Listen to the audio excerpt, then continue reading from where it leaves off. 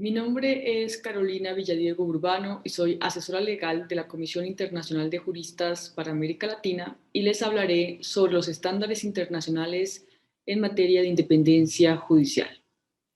Lo primero que quiero decir es que el derecho a un juicio imparcial, también denominado debido proceso, implica que la persona debe ser oída por un juez o por un tribunal independiente e imparcial, por lo cual la imparcialidad judicial y la independencia judicial son elementos centrales del derecho a un juicio imparcial o debido proceso.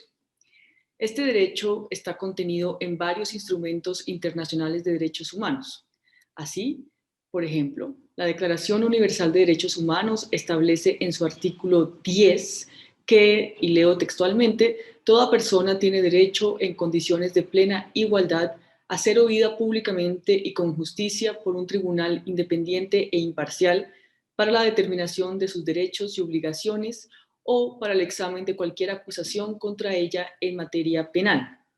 Igualmente, el artículo 14 del Pacto Internacional de Derechos Civiles y Políticos establece que toda persona tiene derecho a ser oída públicamente por un tribunal competente, independiente e imparcial.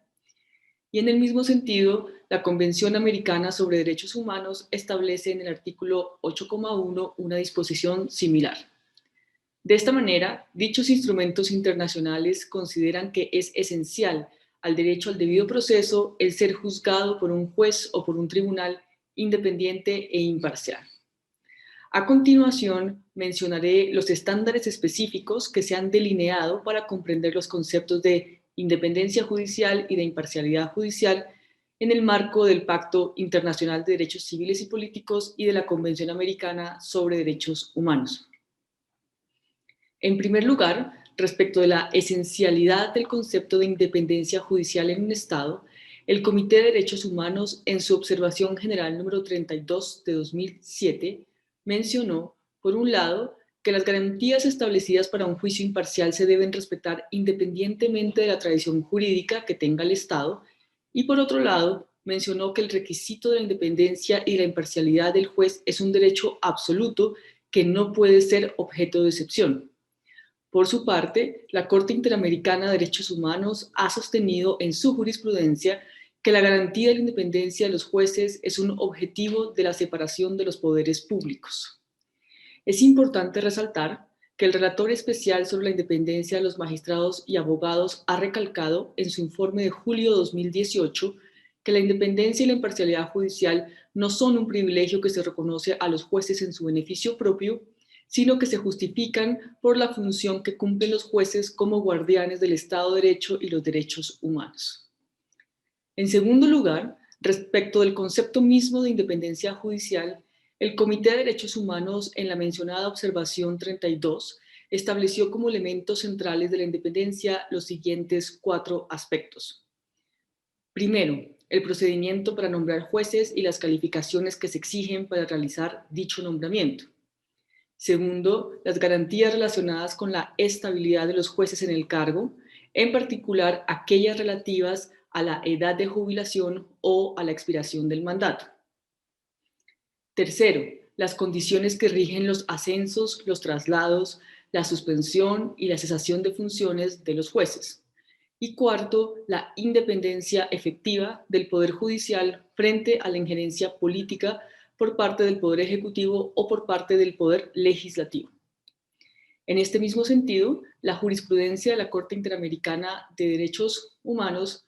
menciona que la independencia judicial tiene una faceta institucional, esto es, la consideración de la independencia del Poder Judicial como sistema, y también una faceta individual, es decir, la independencia del juez específico.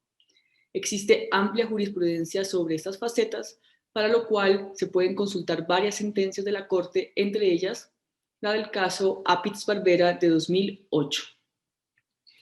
Ahora bien, la Corte Interamericana de Derechos Humanos, siguiendo los principios básicos sobre la independencia de la judicatura de 1985, ha definido respecto a las garantías de la independencia judicial lo siguiente. Frente al adecuado proceso de nombramiento de jueces, la Corte Interamericana ha manifestado que los procesos de nombramiento deben buscar la selección de personas con base en méritos y calidades, y que dichos procesos de nombramiento deben brindar igualdad de oportunidades en el acceso al Poder Judicial. Igualmente, la Corte ha sostenido que si dichos procedimientos no respetan parámetros básicos de objetividad y razonabilidad, hay un problema con los nombramientos. Sobre estos temas se pueden consultar varias sentencias de la Corte, como por ejemplo la del caso Reverón Trujillo de 2009.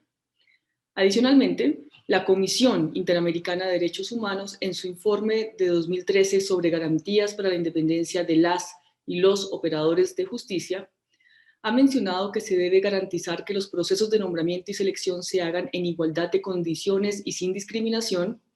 que la selección se realice con base en el mérito y en las capacidades de los aspirantes y que se realice con publicidad y transparencia. La Comisión Interamericana también mencionó en el informe de diciembre de 2019 sobre corrupción y derechos humanos la importancia de contar con nombramientos y designaciones judiciales que no dependan de actores políticos.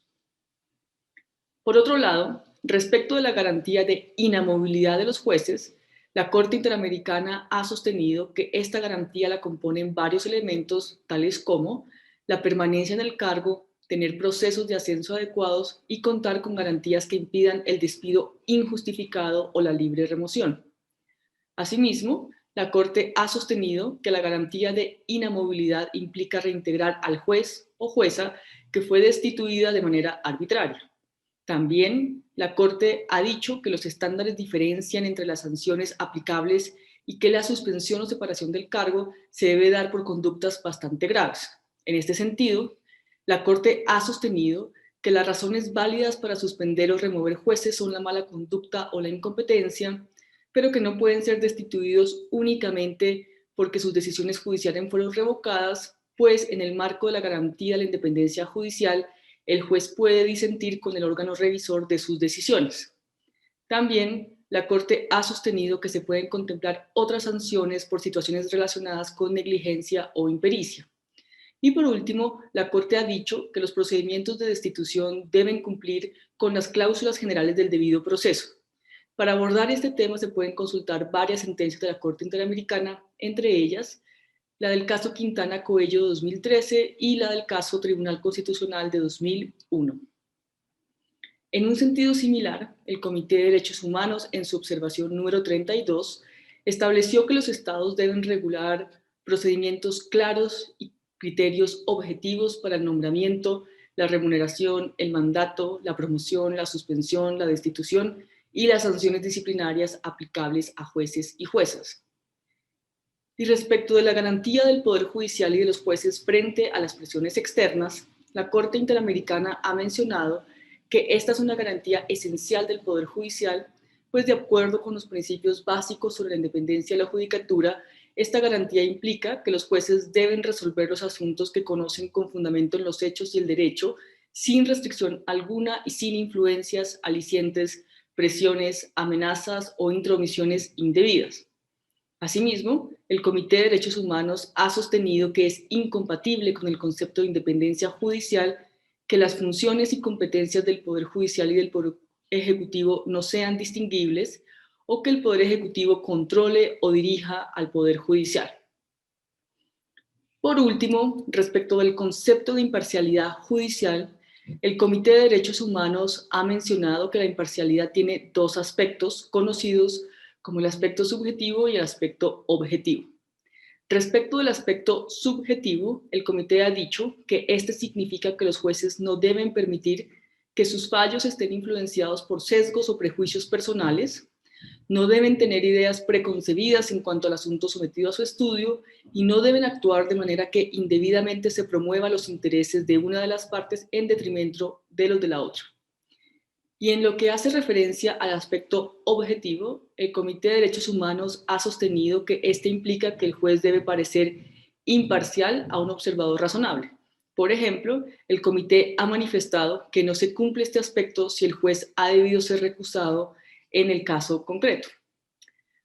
Por su parte, la Corte Interamericana de Derechos Humanos ha establecido que la imparcialidad judicial se refiere a que el juez no tenga un interés directo en el caso, una posición tomada, una preferencia por alguna de las partes o que esté involucrado en la controversia. La Corte ha diferenciado también entre el elemento subjetivo y el elemento objetivo de la imparcialidad judicial en términos similares a los mencionados por el Comité de Derechos Humanos. Así, ha dicho que el elemento subjetivo implica que el juez no tenga prejuicios frente al caso, mientras que el elemento objetivo implica que se debe desterrar cualquier duda de parcialidad judicial frente a la sociedad y al justiciable. Asimismo, la Corte Interamericana ha establecido que se debe presumir la imparcialidad personal del juez, salvo prueba en contrario, y que se debe contar con elementos probatorios concretos para evidenciar la parcialidad judicial. Igualmente, la Corte Interamericana se ha referido al concepto de recusación como un instrumento procesal para proteger el derecho de la persona a ser juzgado por un juez imparcial. Finalmente, la Corte también se ha referido a que la imparcialidad del juez se afecta cuando el razonamiento se basa en estereotipos negativos. Sobre estos temas relacionados con la imparcialidad judicial, se pueden consultar varias sentencias de la Corte Interamericana, entre ellas la del caso Ibsen Cárdenas de 2010 y la del caso Palamara Iribarne de 2005, entre otras. De esta manera, como puede verse, la independencia y la imparcialidad judicial son elementos centrales del derecho humano a un juicio imparcial y, por lo tanto, deben ser garantizadas en los estados. Gracias.